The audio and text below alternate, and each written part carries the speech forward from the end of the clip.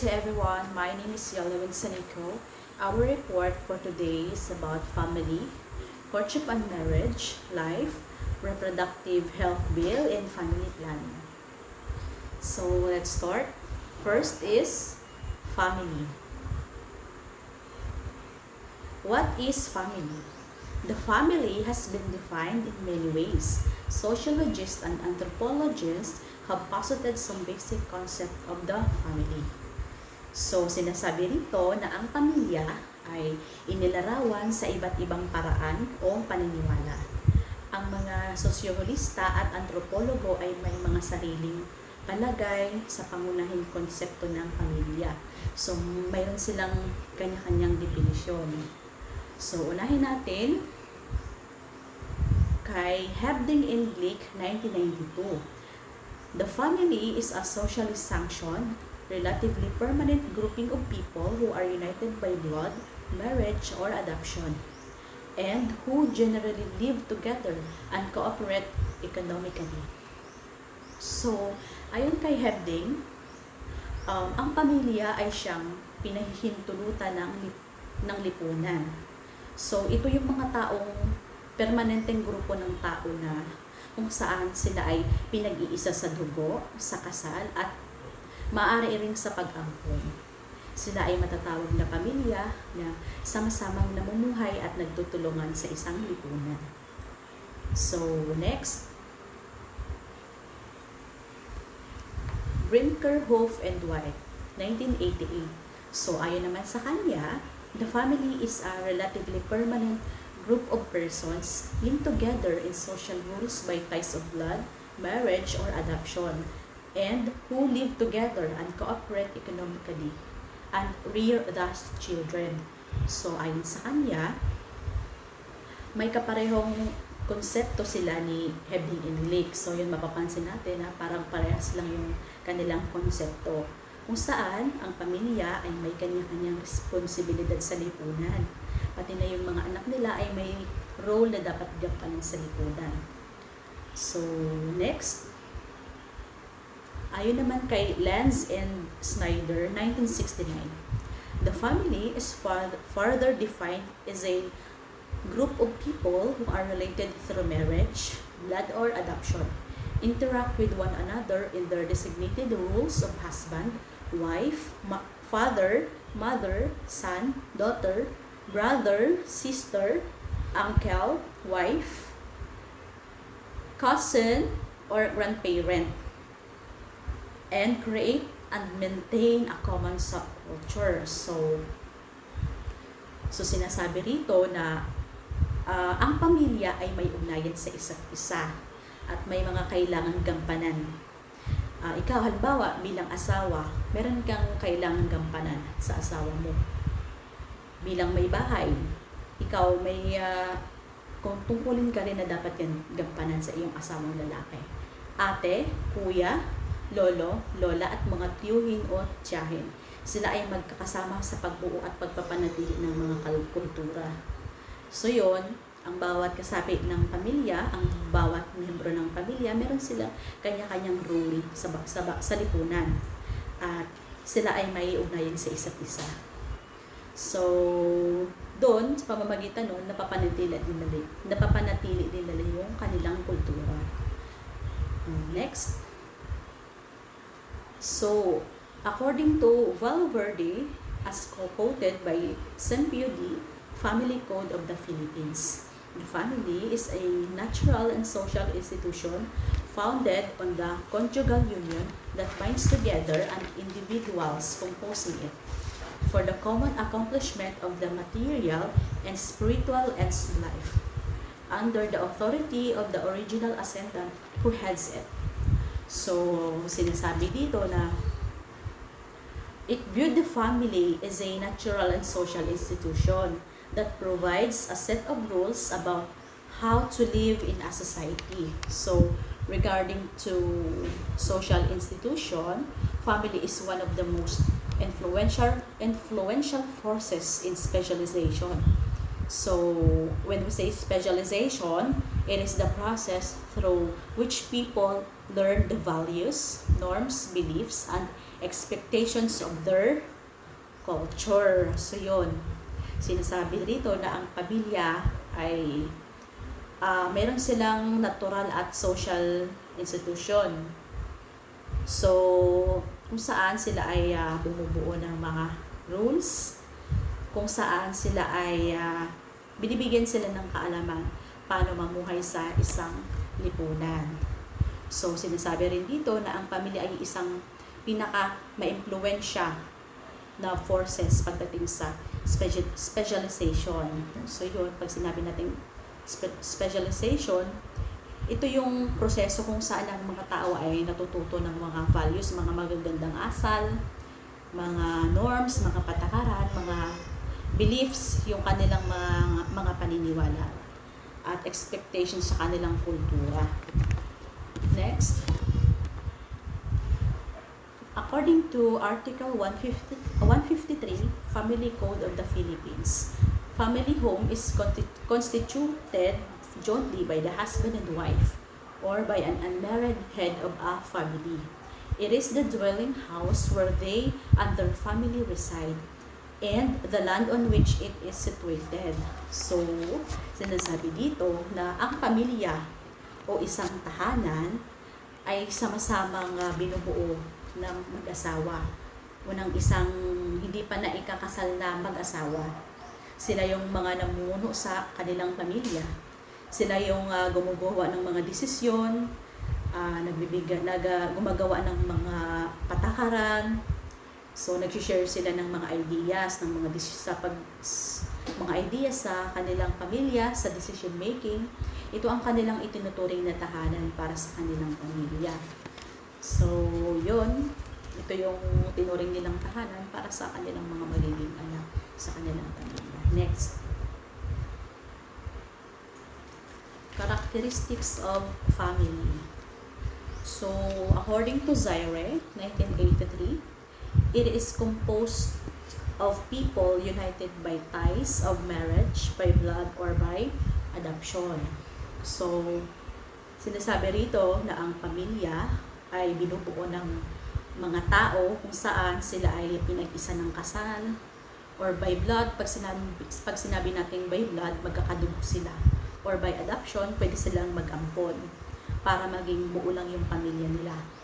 Next, the members of a family usually live together under one roof and they constitute a single housekeeping unit. So, sinasabi rito na ang bawat miyembro ng pamilya ay sama-samang naninirahan sa iisang bubong na kung saan sila ay bumubuo ng isang solong unit ng pangangalaga sa bahay. So, ito yung pamilya na sama-samang naninirahan sa isang bubong. So meron silang mga rules kung saan ito yung mga patakaran kung paano nila panatiling maayos ang kanilang pamilya. Next, the family members are associated with one another with specific social rules. So, yun.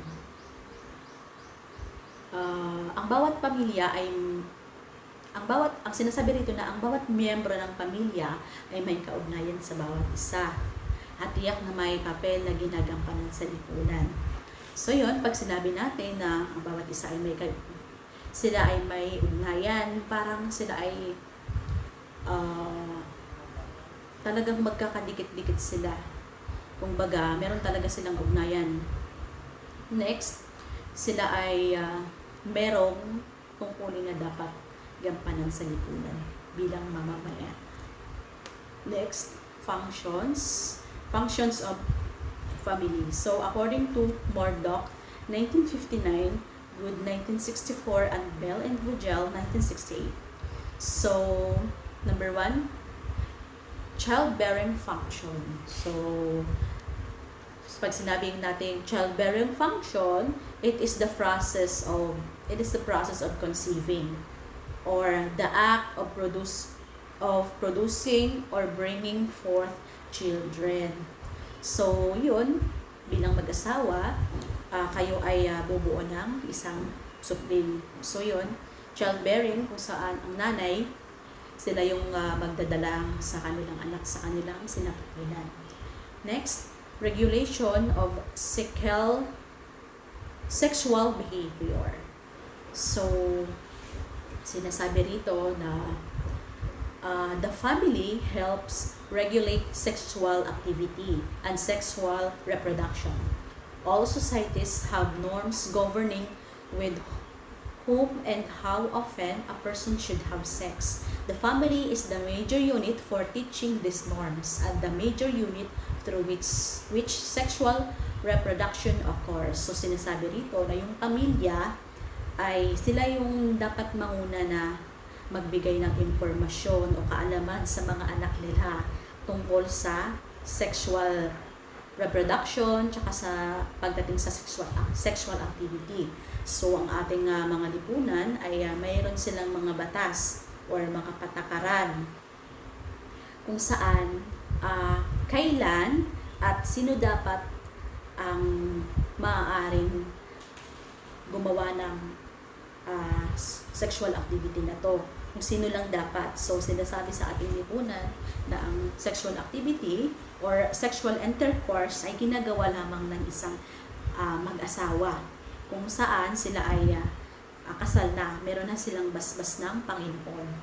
So, sinasabi rin dito na dapat yung pamilya or yung magulang yung maging source ng information about sex sa kanilang mga anak. So, bilang magulang, dapat ikaw yung sa'yo malaman ng anak mo yung tungkol sa sex. Dapat ituro mo sa anak mo na yung sex ay ginagawa lang kapag kasal, kapag ay ikaw ay kasal na. So, tinuturo mo din sa anak mo yung pag-iingat mo sa sarili mo. Lalo na pag may anak kang babae or nagdadalaga na siya. So, dapat ikaw na magulang, responsibilidad mo na turuan yung anak mo about sa sex and sa sexual reproduction. Next, identification of social status. So, sinasabi rito na it provides the means by which an individual social status is initially fixed and an individual social identity indicates who they are in terms of the groups to which they belong. So, sinasabi rito na ang pagkakakilanlan ng isang tao ay parang maa-identify mo kung saan siya napapabilang. So, yun, kapag halimbawa ang isang tao nakatira siya kasama ang kanyang pamilya at ang taong yun ay parang maiinitin ang ulo, mahilig magwala, mahilig uminom. So yun, siguro yung kasapi ng pamilya niya ay ganun din.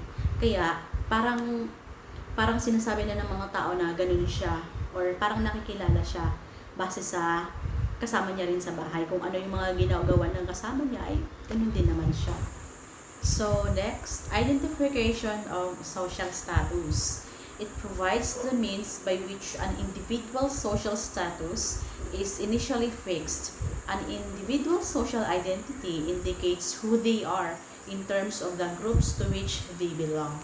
So example of social identities are race, ethnicity, gender, social class, socio-economic status, sexual orientation, abilities, disabilities, religion, and religious beliefs. So, halimbawa, si Pedro. Sa kanilang school, siya ay magaling na atleta.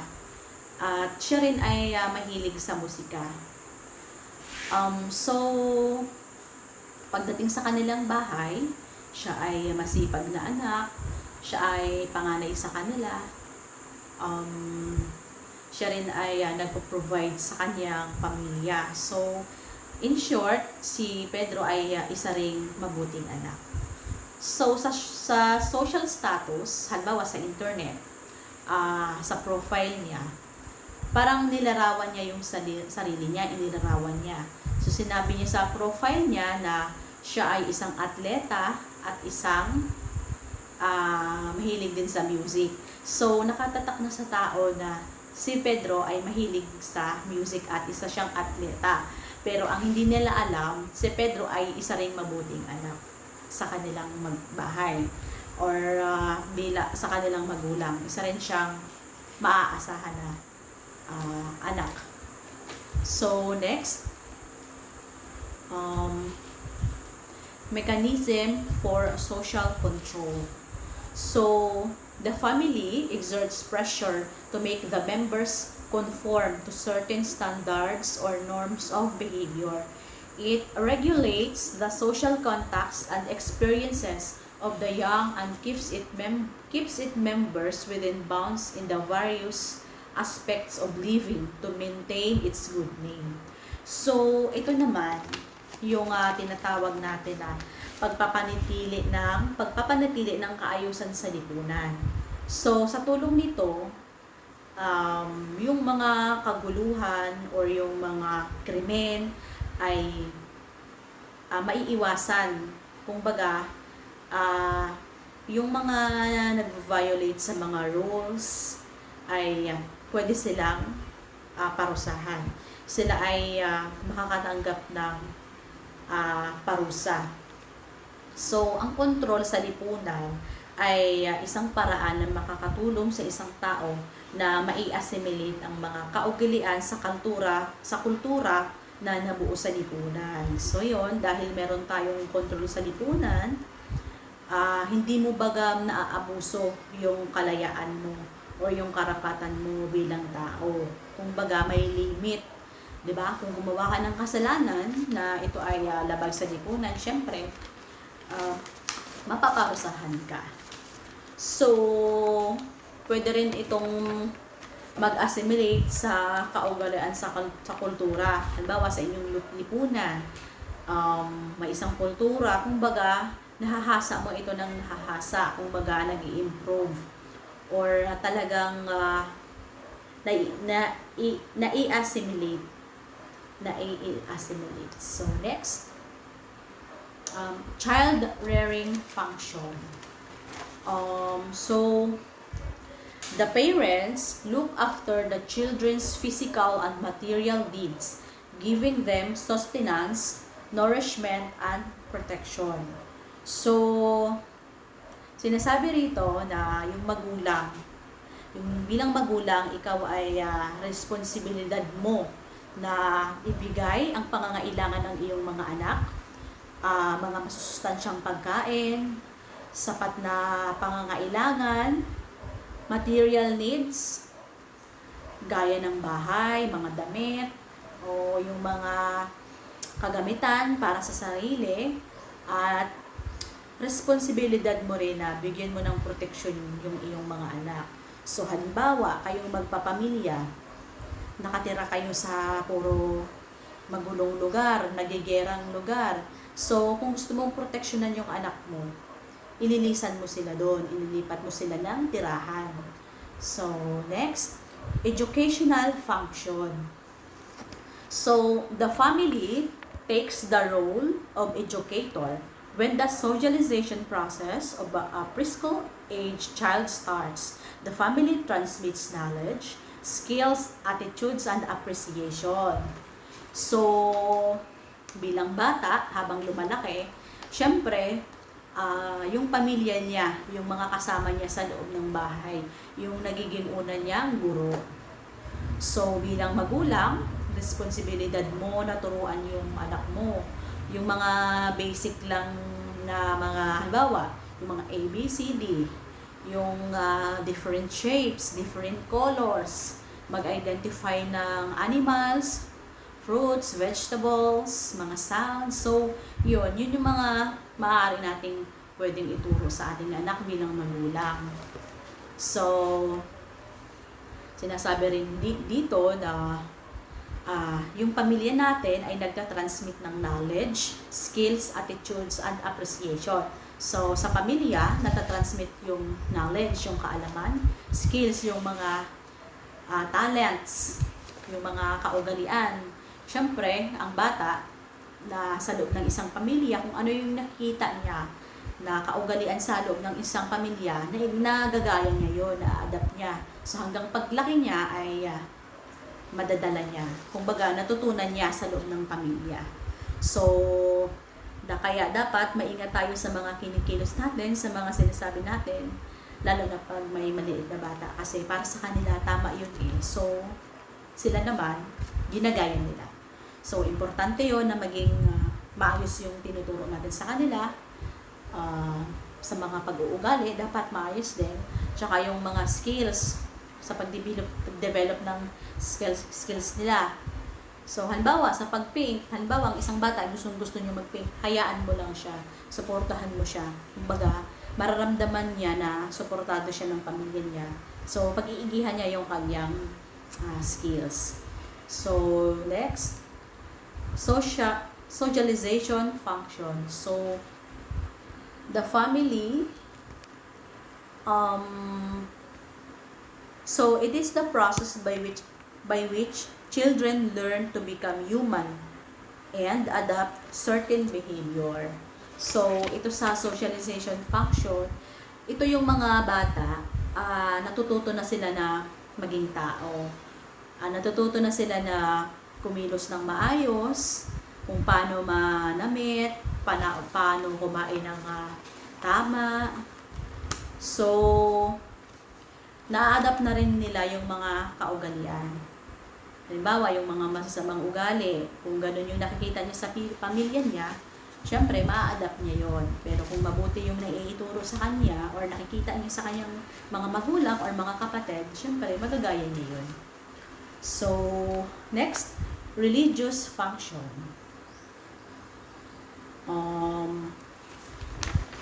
So, dun sa socialization function, children learn from what they see and experience in their developing years. Since children spend most of their early years only interacting with their family members, the family unit has the greatest impact on development. So, yun nga.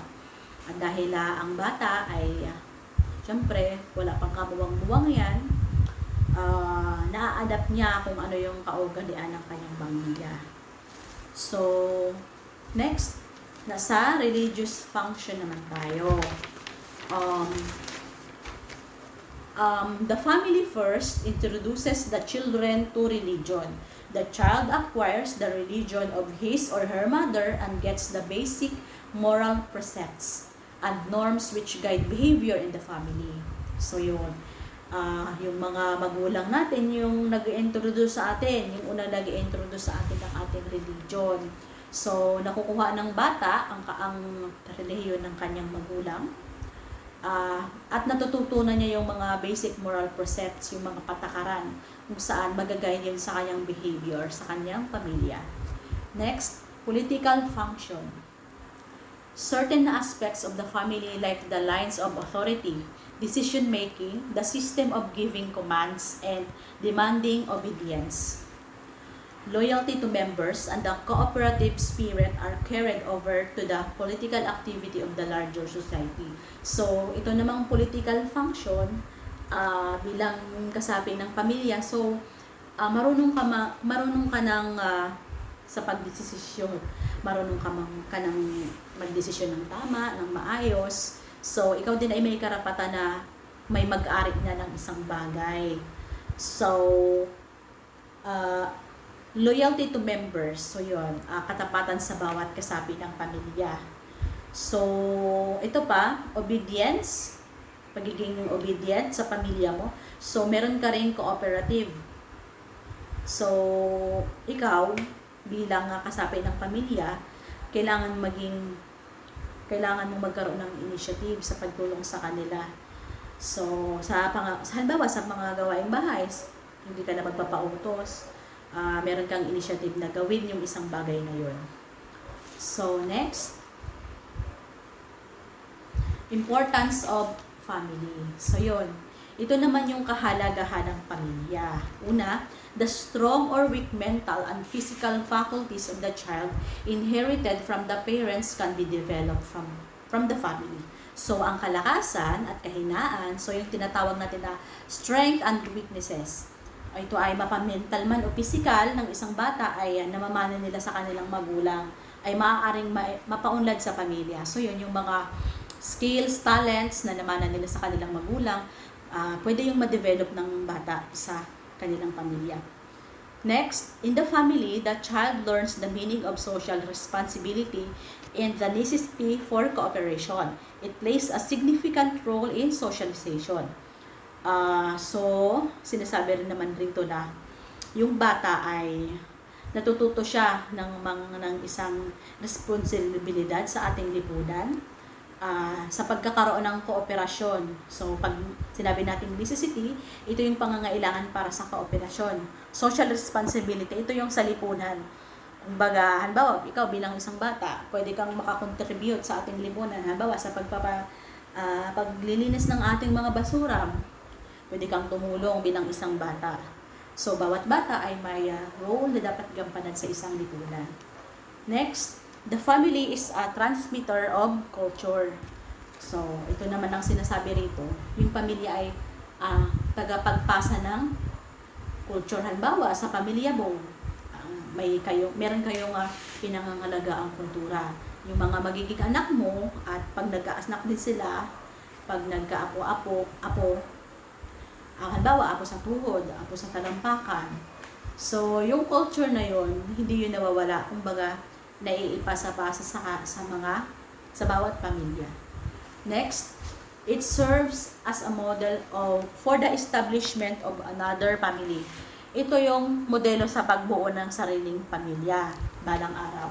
So, kung ang isang bata, kung ano yung mga natutunan niya sa kanyang pamilya hanggang sa kanyang paglaki, pag nag-asawa rin siya, yun din yung pag-uugali na ipapakita niya.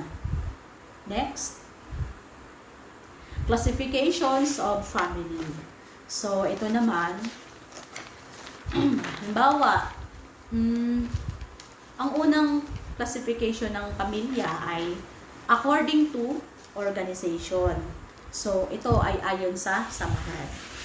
Next, ang una-una ay conjugal family. Pag sinabing conjugal family, it is composed of husband and wife. Ito ay binubuo ng mag-asawa, wala pang anak. So, ang tawag doon ay conjugal family. Next, nuclear family consists of husband, wife, and children. So, pag sinabi natin nuclear family, ito ay mag-asawa at may mga anak. So, ang tawag sa kanila ay nuclear family. Next, extended family composed of 2 or more nuclear families related to each other. So, pag sinabi naman natin extended family, binubuo ito ng mag-asawa, mga anak nila, or mga tsahin, doon na nakatira, pinsan, lolo at lola. Kung marami kayo sa loob ng inyong pamilya, ang tawag sa inyo ay extended family. So, mga kamag-anak mo, kasama mo na sa isang bahay. So, ang tawag sa inyo ay extended family. Next, according to place of residence. So, ito naman ay ayon sa pinagmulan. So, neolocal.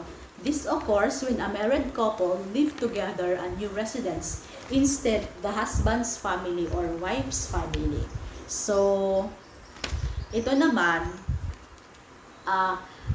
sinasabi rito na yung bagong kasal na mag-asawa, yung couple ay tumira sila sa bagong residence, sa bagong tahanan.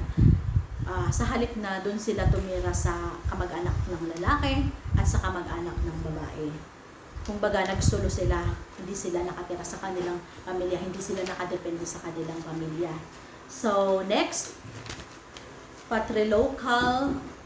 So, this occurs when norms of residence require that a newlywed couple to take up residence with the husband's scheme.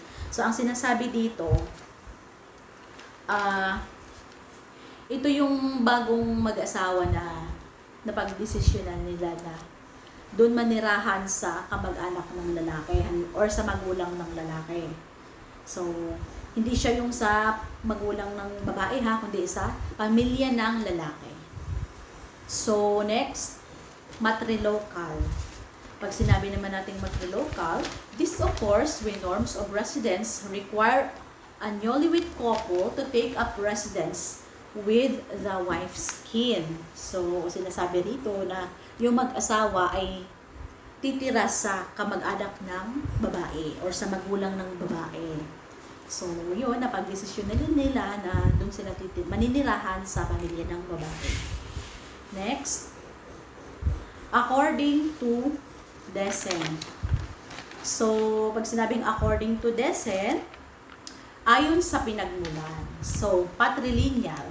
This is a family that traces its ancestry from the paternal or father's side. So, ito naman yung sa linya ng ama. When the descent is recognized through the father's line. So, ito yung pinagmula ng ama. So, next, matrilineal. This family traces its roots from the maternal or mother's side. Ito naman, when the descent is recognized through mother's side. Ito naman yung sa linya ng ina. Bilineal. This family traces its ancestry from both paternal and maternal side. Descent is recognized through both the father's and mother's side. So, ito, parehong linya ng ama at ina. So, next. According to authority. So, ayon sa pamamahala. Ito naman kung sino yung mga namamahala. Halimbawa, ang unang halimbawa dyan ay patriarchal. In this type of family, authority is solely exercised by the father. So, ito naman, father has the power. Yung tatay ang nagdedesisyon kung ano yung masusunod. Kung baga siya yung nasusunod. Tatay lang. Next, matriarchal. The family members live together under authority of the mother. So yon, ito naman yung isang pamilya kung saan pamilya yung nasusunod. Nanay yung nasusunod pala. Ito yung nanay ang may kapangyarihan na gumawa ng desisyon, mag-utos, siya lahat. Next, egalitarian. This occurs when spouses jointly share in decision making, control of family resources, and child rearing. So yon, dito naman sa egalitarian, partners equally share benefits, burdens, and responsibilities. So yon, sinasabi rito na yung mag-asawa ay sama-sama silang nagdesisyon sa kanilang pamilya. Sama-sama sila na nagsusolve ng mga problema at share din sila sa paggawa ng mga responsibility sa kanilang mga anak. Next, according to form of marriage. So, ito ay ayon kay Brinkerhoff and White, 1988. Monogamy, it is a form of marriage in which there is only one wife and one husband. So, ito is, saka marriage na to, isang asawa lang na lalaki at isang asawa lang na babae. Kumbaga, dalawa lang sila. Next, polygamy. It is any form of marriage in which a person may have more than one spouse at a time.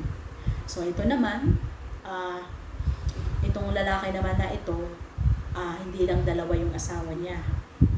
Next, polyandry. It is a form of marriage in which one woman may have more than one husband at a time. So, ito naman, si babae, ay hindi lang isa yung asawa niyang lalaki, kundi dalawa or tatlo. So, polygamy, it is a form of marriage in which a man may have more than one wife at a time.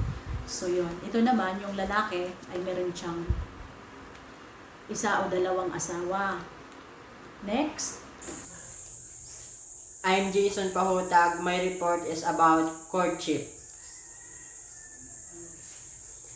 Courtship, define courtship as all forms of behavior, especially those involved in the development of love and affections, and in all activities of men and women who are eligible for marriage may be referred to as a courtship.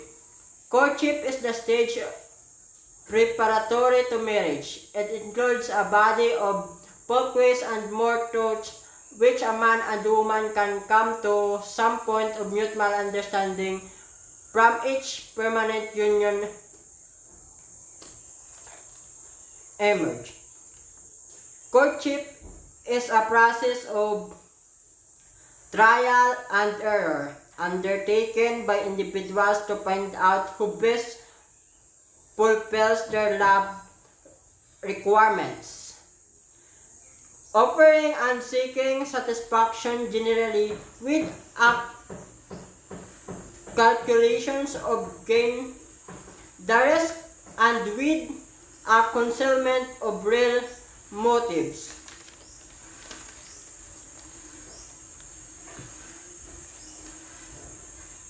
A stage of courtship, dating, is a system in which a man and woman agree to be together at a designated place and time. Dating starts to build relationship, knowing each other, creating memories with someone you love. Going steady.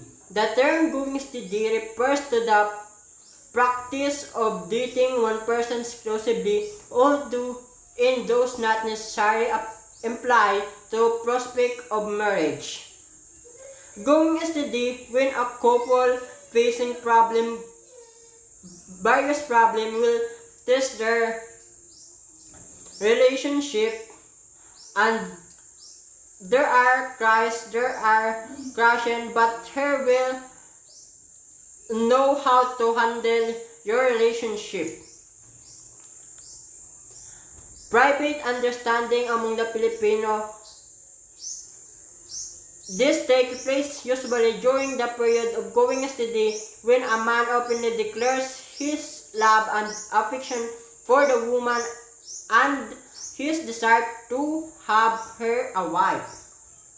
This is where the problems come in, that only the two of you and your partner need, so that the problem does not escalate. You need to talk calmly to understand each other.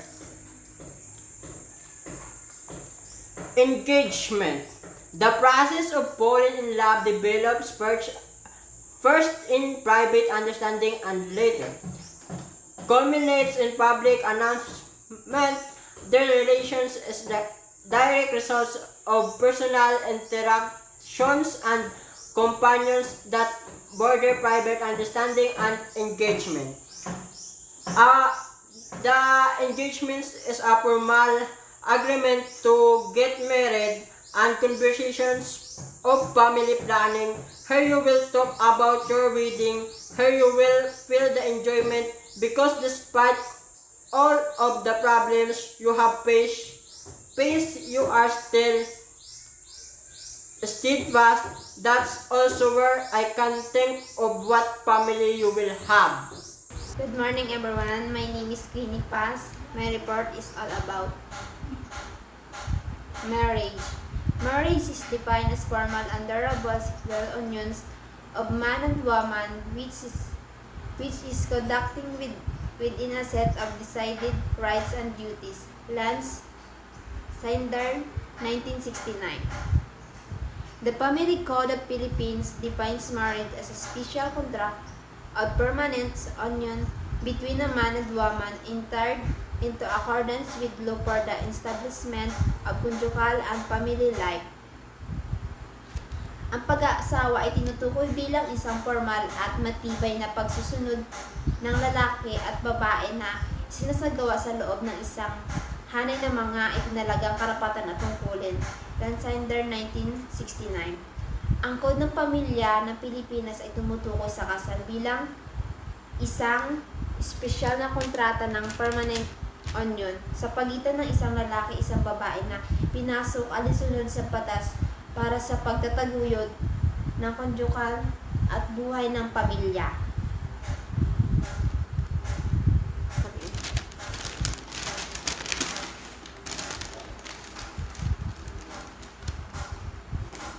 Requisite for marriage. Legal capacity of the contracting parties. Concept of contracting parties. Valid marriage license. Kinakailangan para sa kasal. Legal na kakayanan ng mga nagakontrata ng partido. Pahintulot ng mga partido sa pagkontrata. Wastong lisensya sa kasal.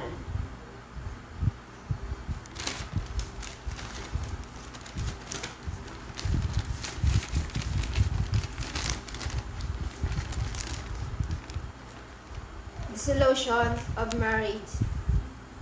Divorce is a complete dissolution of marriage in which both parties can marry again. Annulment.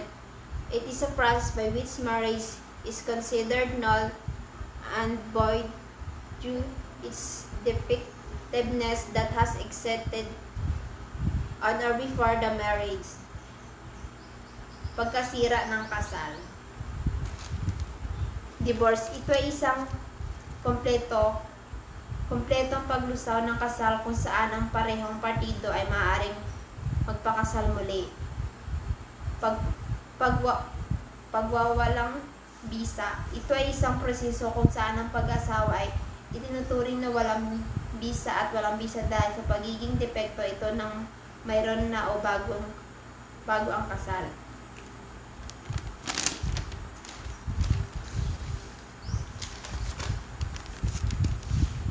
Grounds for divorce. Cruelty, abandonment, incarceration of confinement in prison for a set number of years, impotency of physical inability to engage in sexual intercourse if it is not disclosed before marriage,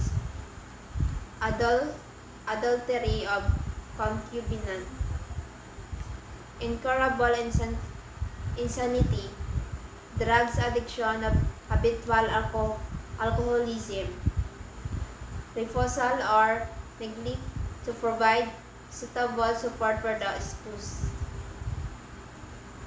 irreconcilable differences,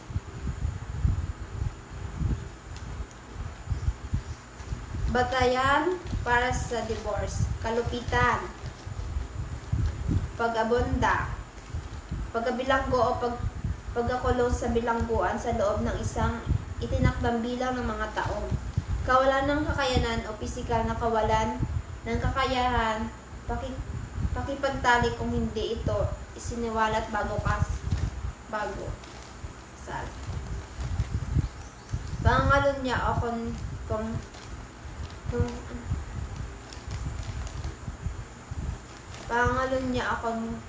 concubinage. Hindi magamot ang pagkabaliw. Pagkagumon sa droga o alkohol sa alkohol.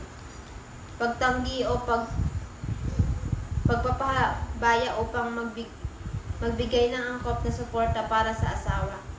Hindi maiwasang pagkakaiba. Grounds for annulment of marriage. Lack of parental consent. Insanity of one of the parties. Found, however, if free cohabitation between two parties occurs after full knowledge of the found marriage ratified. Force, intimidation of undue influence. Impotency, affliction of sexual transmissible disease found to be serious and which appears incurable. Batayan para sa pagwawalang bisa ng kasal. Kawalan ng pahintulot ng magulang. Pagkabaliw ng isa sa mga partido. Mandaraya, subalit ang libreng pagsama-sama sa pamagitan ng dalawang partido ay naganap pagkatapos ng buong kaalaman tungkol sa pag-aasawa ng pandaraya. Bersahan ng pananakop sa sobrang impluwensa. Kawalan ng lakas. Pagdurusa ng sakit na nangakuha sa sexual na pagtunguhan seryoso at kung saan lumitaw na hindi malulutas. Problems of Filipino family. Just like families among the world, the Filipino family faces various problems. Some of the problems are as follows. The first one is immaturity, inadequate preparation for family life, and personality incompatibility. This problem is caused by early marriage. Sociologists agree that when very young people enter into marriage, most likely these young people are inadequately prepared for family life. Most often, these young couples tend to think only of themselves, thus causing constant quarreling and bickering. So, sinasabi ng mga sosyologista, naniniwala sila na kapag ang mga bata pa na couple ay kapag nag-enter sila sa isang marriage or nagsama sila, nag-asawa sila, sila ay mahihirapan na bumuo ng kanilang pamilya dahil syempre hindi sila handa or kulang sila sa sapat na kaalaman, sa preparasyon para bumuo ng pamilya.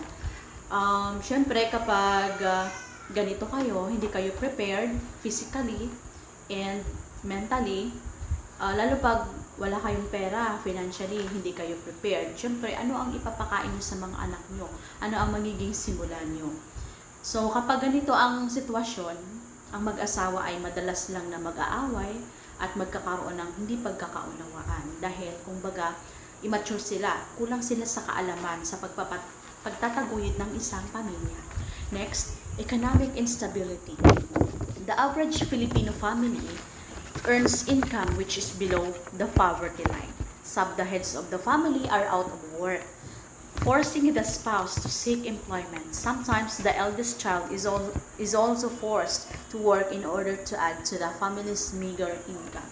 So, sinasabi rito na kadalasan, ang head of the family, which is the father, ay walang trabaho. So, sila yung Filipino family na ay yung income nila ay mababa lang. Yung mga tatay natin, wala silang trabaho. Yung mga nanay naman natin, napipilitan sila na maghanap ng trabaho para lang may maitusto sa kanilang pamilya. At minsan din yung mga panganay na anak nila, ito din ang nagtatrabaho para makaragdag sa maliit lang nakita ng pamilya. Kakaunti, meager income. So, next, urbanization. Due to inadequate income and lack of job opportunities in the province, the family moves to the city thinking that life will be easier and comfortable for them. Consequently, life in the city gets congested, leading to more problems like petty crimes, unemployment, and other else. So, eto, sinasabi naman dito na dahil sa probinsya, walang masyadong mga job opportunities, yung family ay nag-move sa cities. So, iniisip nila, inaakala nila na yung buhay sa Manila ay madali lang. Kumbaga, makakaraos sila doon. Magiging komportable sila doon, yung inaakala nila. Pero, hindi nila alam. Ang buhay sa syudad ay mahirap. So, kumbaga, sumisikip ang syudad dahil sa parami ng mga tao na lumilipat doon. So, kapag maraming tao, syempre, more problems, more crimes. Diba? Dahil sa kawalan ng trabaho, dahil sa kagutuman, most is yung poverty. So, pag ganyan, syempre, nagkakaroon tayo ng mga crimes. Tulad ng droga, pagpatay, yun yung urbanization. Next, the kabit system. So, parang maraming makaka-relate dito. Maintaining a mistress is now common among the Filipino males. Because of this, husband and wife often quarrel, resulting in broken homes. So, ito, common na common ito sa ating mga Filipino kabit system. Ito yung kung saan yung lalaki ay may iba pang karelasyon. So, kapag gano'n, ang mag-asawa, ang isang lalaki ay mayroon pang iba, siyempre, lagi silang mag-aaway. At minsan, kadalasan, humahantong ito sa paghihiwalay, broken homes, or broken family. So, kapag ganito, siyempre, yung mga anak, yung unang-unang naaapektuhan sa ganitong gawain ng mag-asawa. Next, increase in the number of working mothers. Increase in the number of working mothers. Due to insufficient income, the woman is forced to work and cannot fully discharge her duties and responsibilities at home. So ito yung sinasabi natin na sa panahon ngayon, hindi lang lalaki yung naghahanap buhay. Hindi lang siya yung may kakayahan na maghanap buhay. Ang mga ina ngayon ay nagiging madiskarte na rin sa paghahanap ng pera, sa pagtatrabaho, sa pag-provide sa kanyang pamilya. Siyempre, kapag nagtrabaho siya, siyempre, yung mga responsibilities niya sa loob ng bahay bilang ina ay nakakalimutan na niya. Hindi na niya na gagawa dahil busy na siya sa kanyang trabaho. So, kapag busy ang ina sa kanyang trabaho, parang magiging magulo ang mga anak dahil walang ina na nangangaral sa kanila, na nagtuturo sa kanila na dapat yun ang ginagawa ng isang ina na sa loob ng bahay at ginagabayan ng kanyang mga anak. Next, lack of leisure activities. So, ito naman, because of the desire of the head of the family to give his or her family a quality life, he or she gets engrossed in his or her job and forgets his or her duties to his or her family. Not even a single hour for leisure and recreation is set aside. Subsequently, the children are left alone most of the time. So, ito yung kagustuhan ng isang ama na mabigyan ng magandang buhay ang kanyang pamilya. Parang sinusubsub niya yung sarili niya sa trabaho. Ganon din ang mga ina. So kapag mag-asawa kayo, pareho kayong nagtrabaho para mabigyan ng magandang kinabukasan ang mga anak, kadalasan yung mga anak naiiwan lang sa bahay. Walang ina or ama na nag-guide sa kanila, nagtuturo sa kanila, nagdisiplina sa kanila mga maling gawain. Kung walang magulang sa loob ng pamamahay, parang mahirap para sa mga anak. Dahil ang mga anak, kailangan nila ng ina or kaya ay ama na magtuturo sa kanila, mag-guide sa kanila hanggang sa kanilang paglaki. Next.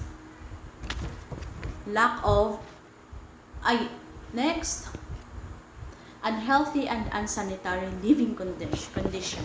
The Filipino family is generally classified as a low-earning family. Before anything else, the head of the family has to satisfy the economic needs of his or her family first.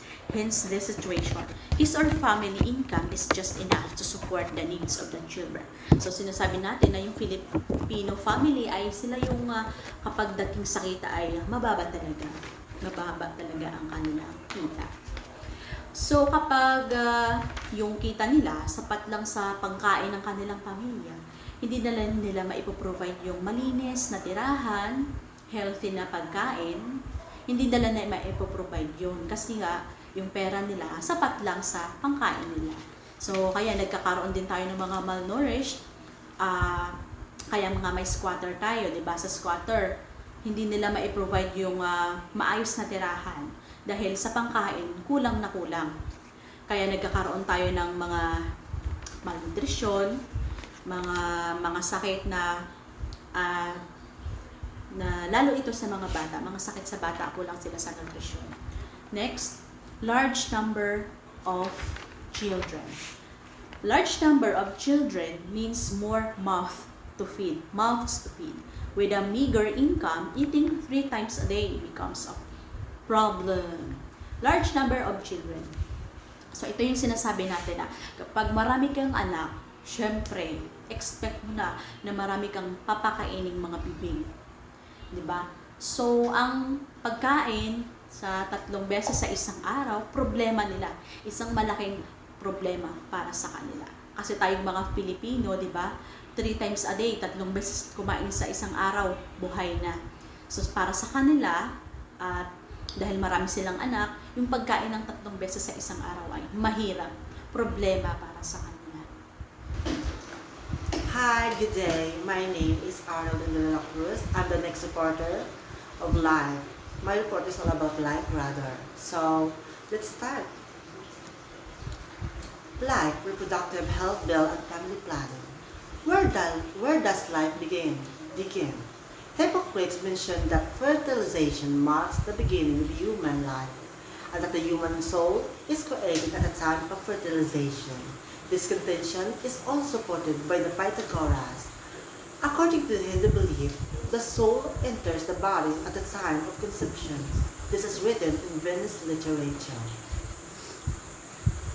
For Saint Thomas Aquinas and Saint Augustine of Hippo, fetuses were animated, adopting Aristotle's term ensoulment, near the 40th day after conception. The Catechism of the Catholic Church establishes the beginning of the human life and personhood when it asserts that human life must be respected and protected absolutely from the moment conception to the first moment of his existence. A human being must be recognized as having the rights of a person, among which is the inviolable right of every innocent being to life. The Babylonian Talmud Yevamot 69b oral law of the Jewish states that the embryo is considered to be mere water until the 40th day. Afterwards, it is considered subhuman until it's born. Dr. Heidi Gordon, chairman of the Department of Genetics at the Mayo Clinic, stated that by all the criteria of modern molecular biology, life is present from the moment of conception. This statement is also supported by the Medical University of South Carolina in its statement that the embryo is new human life which is genetically distinct and which is an energy and a direction of its own from the moment of conception. According to the Association of Pro-Life Physicians, life is unquestionably human. A human being is a member of the species Homo sapiens. Evangelical Vitae, 1995. An embryo is an individual, no matter how small. While the embryo receives silk from the mother and the father, it is neither the mother nor the father. Dr. Landrum Shettles, founder of in vitro fertilization, stated that conception compares life and makes life one of kind. Roman Catholic Church, the Geneva Declaration of Physicians, and the Philippine Medical Association supported the views of embryologists and some medical experts that human embryos are to be respected as human beings from the moment of fertilization. I'm Edmond Rivera. My report is Reproductive Health Bill. Reproductive Health Bill refers to two proposed laws that intend to guarantee access to method and information about birth control and maternal care. Ito ay tumutukoy sa isang batas kung saan sinisiguro nito na magbigay ng mga hakbang at mga kaalaman tungkol sa mga birth control o yung tinatawag natin na pagkontrol sa dami ng anak at sa kaalaman sa pagiging ina sa pangangalaga nito. House Bill number 424, an act providing for a comprehensive policy on responsible parenthood, reproductive health, population and development, and for other purposes, which is authored by Congressman Edsel Lagman. So ito yung act kung saan ito ay nagbibigay ng komprehensyon na patakaran sa pagiging responsableng magulang, populasyon, at sa development sa iba pang mga concern. Miriam Defensor Santiago, author the Upper House or Senate version with the title An Act Providing for a National Policy on Reproductive Health and Population and Development.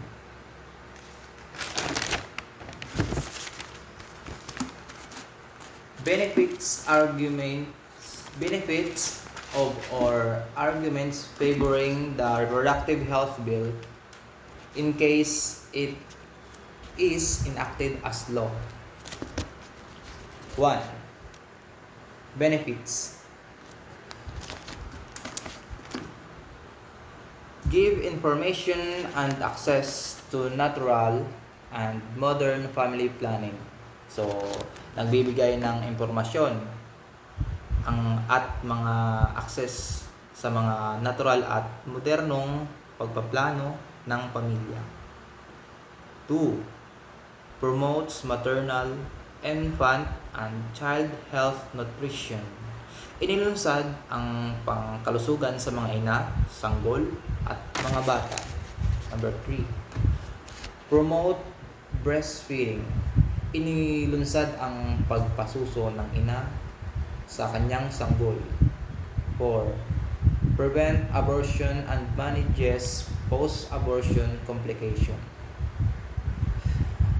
So, naiiwasan ang pagpalaglag ng fetus sa sinapupunan at nagsasaayos ang mga komplikasyon sa post-abortion. 5. Promotes adolescent and youth health. Nailunsad ang kalusugan ng mga kabataan pati na ng matatanda. 6. Prevents and manages reproductive tract infection like HIV, AIDS, and STDs. So, naiiwasan or na-handle ng maayos ang mga infeksyon kagaya ng HIV, AIDS, and STDs. STDs, sexual transmitted disease.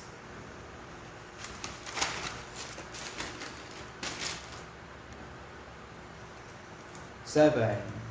Eliminates violence against women. Inalis ang karahasan laban sa mga kababaihan. Number 8. Provides counseling on sexuality, sexual, and reproductive health. So, nagbibigay ng kaalaman tungkol sa sexualidad, sexual at reproduksyong pangkalusugan. 9. Helps in the treatment of breast and reproductive tract cancers. Tumutulong sa paggamot ng suso or breast cancer at mga cancer sa loob ng katawan. 10. Promotes involvement and participation of males in the reproductive health. So, nailunsad ang pakikilahok at partisipasyon ng mga kalalakihan sa usapang reproduksyong pangkalusugan. Number 11. Prevents and helps in the treatment of infertility. So, naiwasan at natutulungan sa paggamot ng pagiging baog or kulang sa sperm count. Number 12. Provides reproductive health education for the youth. So, nagbibigay ng edukasyon sa mga kabataan tungkol sa reproduksyong pangkalusugan.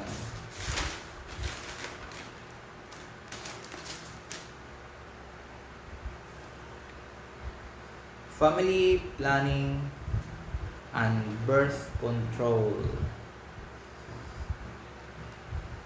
Family planning is defined as a program to control the number and spacing of offspring in a family through the use of contraception. So, ito ay isang programa para sa pagkontrol ng bilang o dami ng mga sanggol na isinisilang ng bawat pamilya sa pamamagitan ng contraception.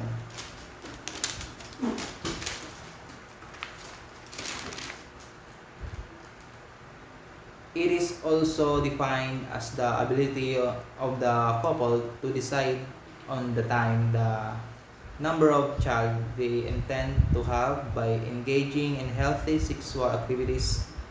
It prepares the married couple for the expenses raising a child and the love and affection that every child needs. So ito rin ay ang abilidad ng mga mag-aasawa sa pagdesisyon kung ano ang tamang oras at kailangan nilang bubuuhin ang kanilang pamilya at kung ilang mga anak ang nais nila.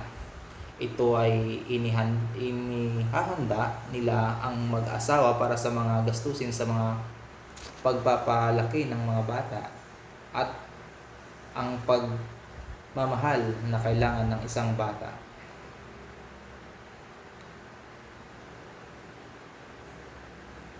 Family planning is a smart decision to have offspring based on need and ability. So ito ay matalinong paraan sa pagdesisyon sa pagkakaroon ng mga anak based o ayon sa pangailangan at kakayahan. Birth control or contraception refers to any technique employed to avoid pregnancy. It includes a variety of techniques and methods used to avoid the union of an ovum and a sperm or prevent a pregnancy at various stages. So, birth control, ito yung mga paraan para pag-iwas sa pagbubuntis. Ito rin yung mga technique at mga paraan na dapat gamitin para maiwasan ang pag-iisa ng ovum or itlog ng babae at ang sperm, likido ng lalaki. Goals of family planning. 1. Educate children about sexuality and reproductive to keep from having children before they are ready.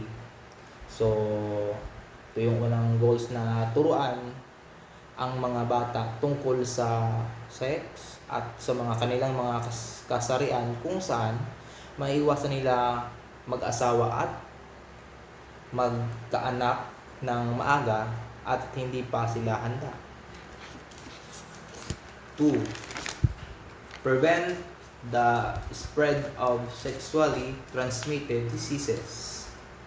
So, ito yung pangalawa, iwasan ang pagkalat ng mga sakit na kukuha sa mga pagtatalik gaya ng HIV, AIDS at STDs.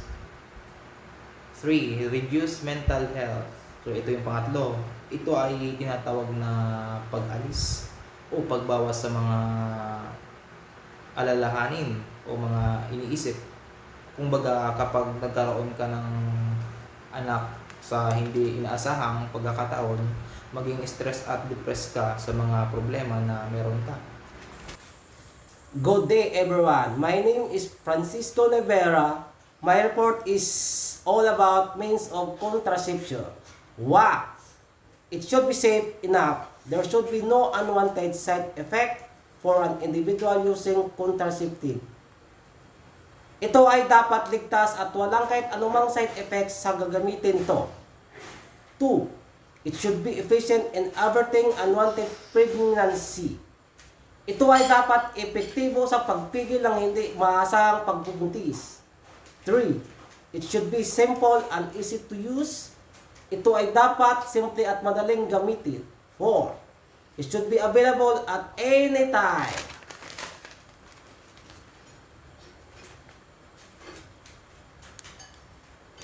Folk method. Postcoital douche or douching. Douching is a method used by women to flush out the vagina with a medicinal solution to remove or destroy the sperm. After sexual activity, the woman immediately applies the solution. Some of the solutions used are water, vinegar, and other commercially available products. Ito ay isang paraan na ginagamit ng mga kababaihan para mailabas sa ari ng babae ang likado ng lalaki. Tapos ng pagtatalik, ang babae ay agad na may mag-a-apply ng solusyon gaya ng tubig, suka at iba pa. Prolonged lactation. This is a technique used by women to breastfeed the baby for a longer period. The prolonged lactation, according to doctors, helps in the delay of ovulation among women. Ito ay isang paraan na ginagawa ng mga kababayan para pasusuin ang sanggol sa mahabang panahon. Ayon sa mga doktor, ang pagpasuso ay nakatutulong sa pag-delay ng ovulation or pangitlog ng babae. Behavior contraceptives. Retem method is a natural method which is supported by the Catholic Church. Couples are enjoined to abstain for a certain period while the woman is fertile. A greater degree of reliability may be obtained if the woman keeps track of her body temperature every morning for 1 month after menstruation. During the period, the highest record of body temperature during the month shows that woman is fertile. Ito ay natural na paraan na suportado ng simbahang Katolika. Ito ay ginagawa ng kababayan na buwan. Buwan-buwan ay minomonitor ang temperatura ng katawan. Kung ang temperatura ay ng babae ay mataas, pinahihiwatig nito na ang babae ay fertile or nangingitlog. Number 2, ovulation method. This practice makes use of observed mucus discharge from the vagina as the beginning of woman's fertility period. Ito naman ay isang paraan kung saan ang i-discharge ng babae ay matutukoy kung ito ay malapit ng mangitlog. Kapag ang discharge ng babae ay madulas na parang sipon, ibig sabihin ay ang babae ay maaaring mabuntis kung ito ay gagamit ng lalaki. 3. Withdrawal or coitus interrupts. A process in which a man during sexual intercourse withdraws our penis out the vagina before orgasm. Ito naman ay isang proseso kung saan habang nagtatalik bago labasan, ang lalaki ay hinugot na niya sa loob ng babae at sa labas ito ay ipinalabas o pinuputok. Coitus reverbatus. This is a practice in which the man withholds ejaculation and let the erection subside inside the vagina or NMPC 1976. Ito ay isang paraan kung saan ang lalaki ay pinipigilan ang paglabas ng kanyang likido at hinayaan na tumigas sa loob ng ari ng babae.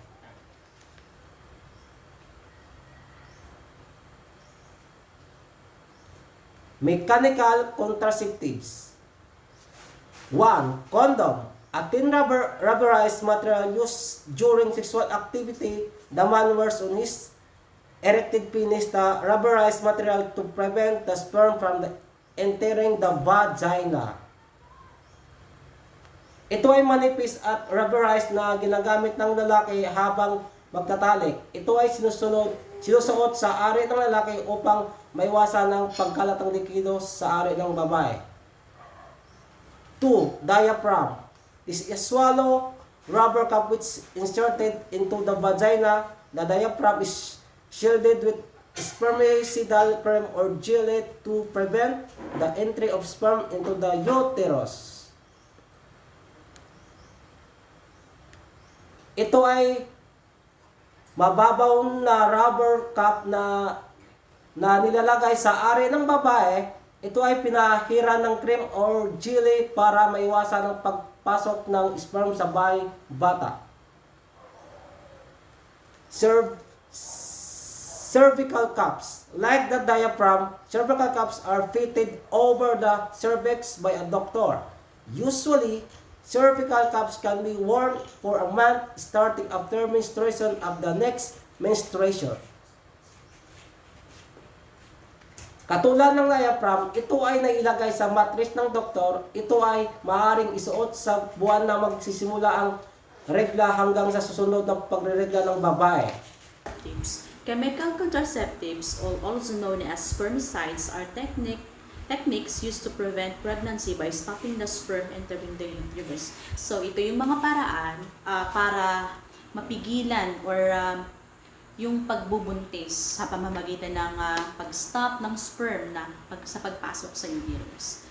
The first one is vaginal suppositories and tablets. A suppository is a small, bullet-shaped object containing chemicals used in destroying the sperm cells. Once it is inserted into the vagina, the user waits until it melts inside before she engages in sexual activity.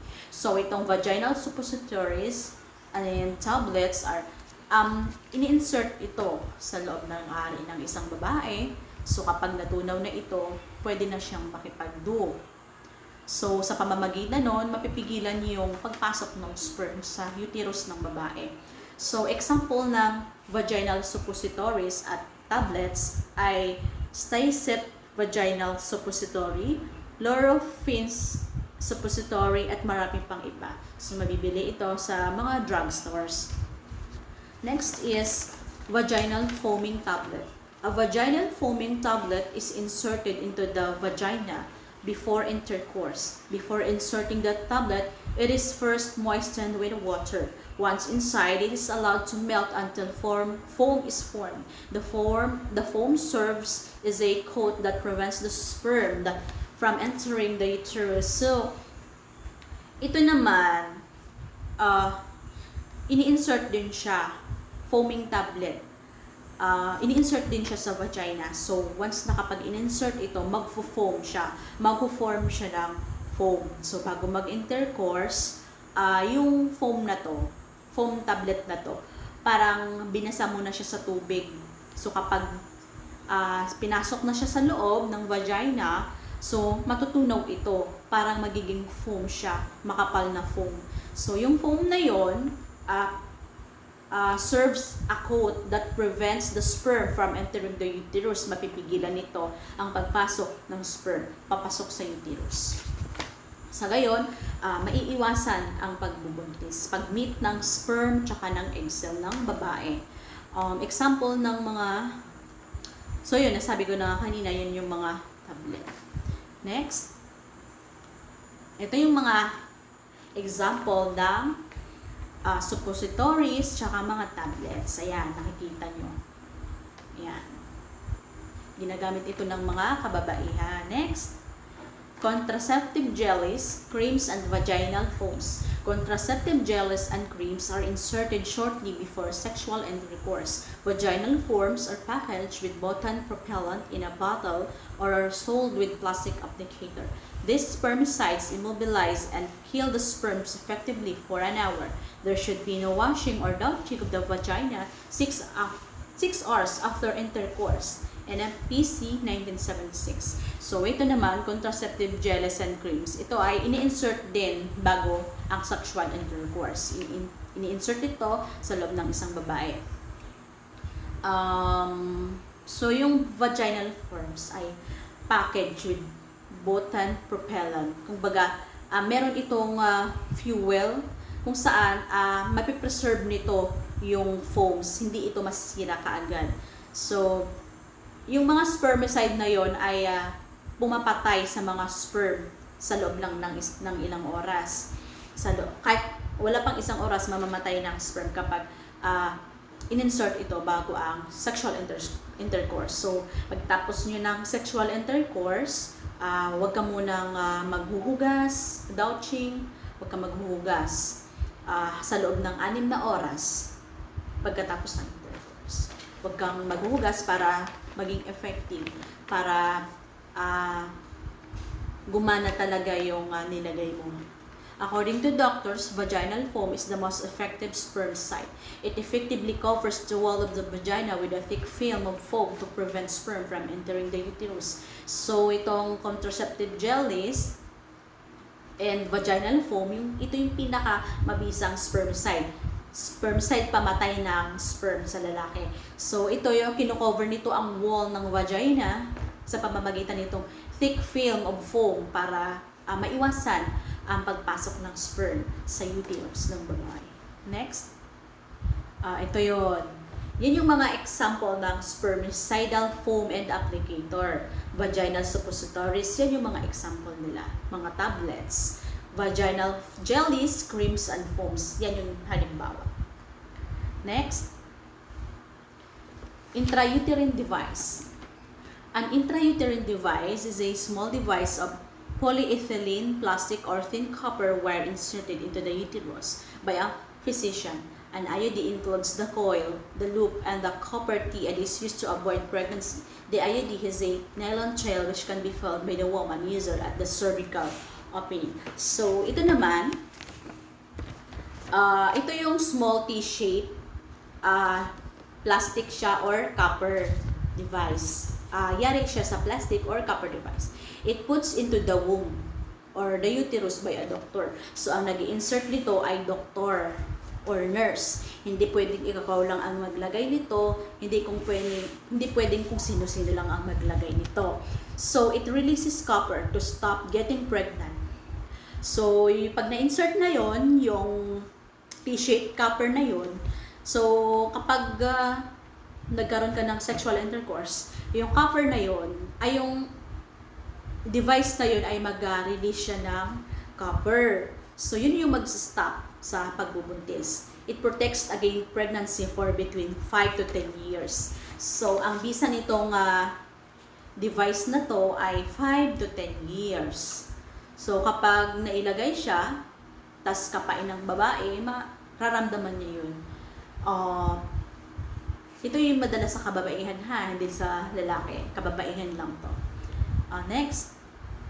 So, yan. Ito yung example. So, parang letter T siya, di ba? T-shape. So, ito. In-insert siya sa fallopian tube ng babae. Ay, sa uterus ng babae. Next. Pills. So, maraming common itong pills na to. So, the taking of the pill is completely dissociated from the sexual act. The pill renders the woman infertile. She need not think about pregnancy. When taken exactly as prescribed, the pill is almost 100% effective. The pill contains hormones which prevent contraception by inhibiting the ovaries from the releasing of eggs. Egg cells. The oral contraceptives are powerful and effective drugs which can cause side effects. Some users should not be used at all by some women. So, itong pills na to, ito yung contraceptive na talagang ginagamit madalas ng mga kababaihan. So, ito parang umiinom ka lang siya ng vitamins. So, iti-take mo siya every night sa sunod-sunod na gabi. Wag mong kakaligtaan na uminom nito kasi baka or may possibilities na bubuntis ka. So, itong pills ay merong progestin and estrogen which stop the ovaries from releasing eggs. So, ito, pinatitigil nito ang pag-release ng eggs ng babae. So, thicken cervical mucus. Ang pills ay pinapakapal din nito yung cervical mucus ng babae, yung discharge ng babae. So, kapag makapal yung discharge ng babae, yung mucus, ay which keeps the sperm from getting to the egg. So, kapag makapal yung mucus na yon, na mahihirapan na dumaloy yung sperm papunta sa uterus. So, pinipigilan nitong thick mucus na to ang pagpasok ng sperm sa uterus or papunta sa egg. So, itong pills na to, meron siyang advantage tsaka advantages. So, ang isa sa mga advantage nito ay reduce heavy and painful period. So, common sa mga kababaihan na kapag, di ba, meron tayo masakit, dysmenorrhea. So, kapag nagtitake ka ng pills, pag nagkaroon ka habang nagtitake ka ng pills nito, so nababawasan nito yung sakit. Next is positive effect of acne. So, kapag meron kang mga acne, tapos nagtitake ka ng pills na ganito, marireduce nun ang dami ng iyong acne, mapipigilan ang pagtubo ng iyong mga acne. So, isa din sa mga disadvantages ng pag-inom ng pills is some women experience mood swings, depression or depressed mood. So, ito yon, common to sa mga nag-take ng pills. Sumasakit yung ulo nila, may iintin yung ulo nila. So, iba't ibang emosyon ang nararamdaman mo, mood swings. Next, weight gain. Pwede ka rin tumaba or bumigat ang iyong timbang sa mga kababaihan. Headache o nausea, pananakit ng ulo, pagsusuka, changes menstrual cycle. So, pag nagpipills, pinababago nila yung cycle mo. Kung ikaw ay 28 days, nagiging 30 days. So, parang payanga-yanga kag imo regla pag nagtitikat pills. Kung baga last month, kag imo regla ay May 30. Ngasing na buyan ay naging May 20. So, yun, nag-iba-iba ang cycle ng menstruation. It is rare, so yun. But some women will have blood clots, heart attacks, and strokes. So, ito din yung isa sa mga effect ng pills. So, nakakatak, di ba, para sa mga kababaihan. So, yun, marami namang pagpipilian na means of contraception ng mga babae. So, pwede pa silang maging safe. Next. So, ayan, yung mga example ng pills, di ba? Common na common yan sa mga kababaihan. Next is sterilization. Sterilization or surgery is done with comparative ease and is virtually 100% effective. Sterilization of the male is achieved through vasectomy and the sterilization of the female is through tubal ligation. So, pag sinabi natin sterilization, ito ay proseso o pamamaraan na kung saan physical na hindi magkaanak ang isang tao. So, itong sterilization na to, ito yung operasyon kung saan baga pipigilan mo na manganak ang isang tao or kahit isang lalaki mag-release ng sperm, pinipigilan dito. So, sa vasectomy, ito yung operation. Ito yung process sa mga kalalakihan. Sa kababaihan naman, yung tubal ligation or yung sinatawag natin na ligate na. So, start tayo sa vasectomy. Vasectomy is a relatively simple procedure in which the man's vas deferens, the tube through which sperm are transported, is tied off or cauterized, causing the sperm to be reabsorbed by the body instead of becoming part of the semen. So, kapag sa kalalakihan naman, itong sterilization, syempre, inaalis yung kakayahan mo or ng kalalakihan na magkaanak. So, itong vasectomy, ito yung procedure sa kalalakihan. Male sterilization. Sperm carrying ducts are cut. Yung sperm carrying ay kinat. Yung ducts na yon. So, a man can still ejaculate. Sa process na to, pwedeng mag-ejaculate ang lalaki.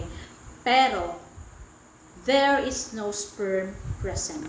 Walang lalabas na similya ng lalaki dahil nakat siya. Kumbaga, doon mismo sa loob ng katawan lumabas yung sperm niya at na-reabsorb lang sa body.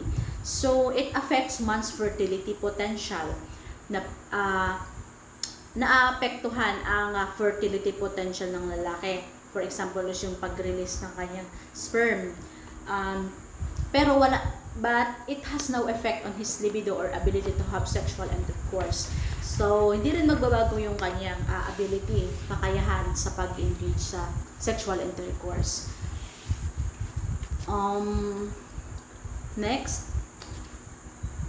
Ito yung sa lalaki. So, makikita natin dyan, may dalawang tube na pinutol. Tapos, itinali rin sila. So, ayan. Next. Tubal ligation. Pag sinabi namang tubal ligation, ito yung sa kababaihan.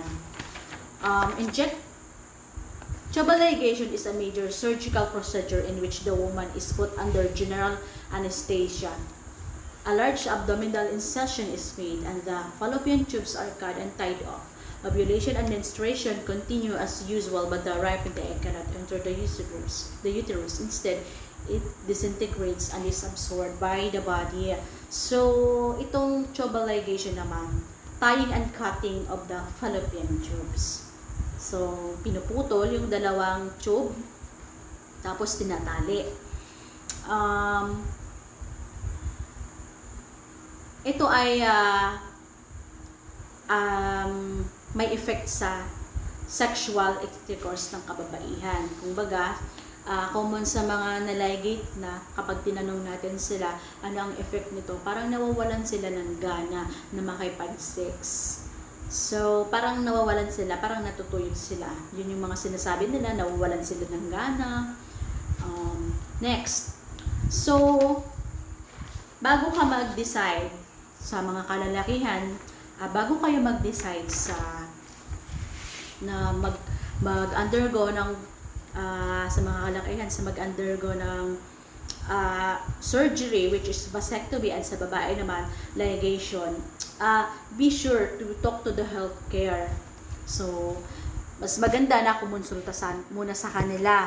So, para mabigyan ka nila ng counseling on benefits and risk. Malalaman mo yung mga benefits at mga risk kapag ginawa mo itong procedure nito.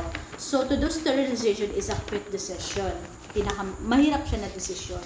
So, make sure you won't regret making this decision. Huwag kang magsisisi kapag ginawa mo itong decision ito.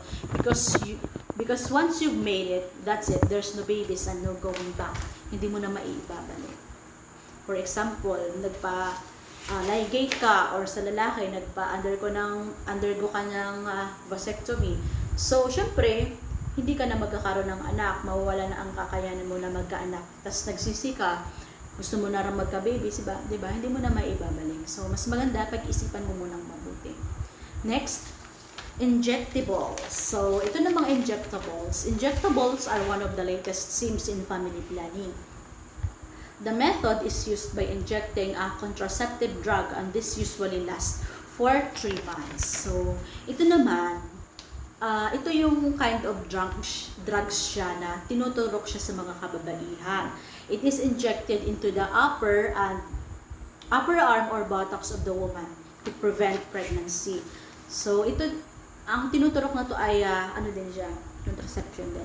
So, the injectables prevents the meeting of the egg of the woman and the sperm of the man.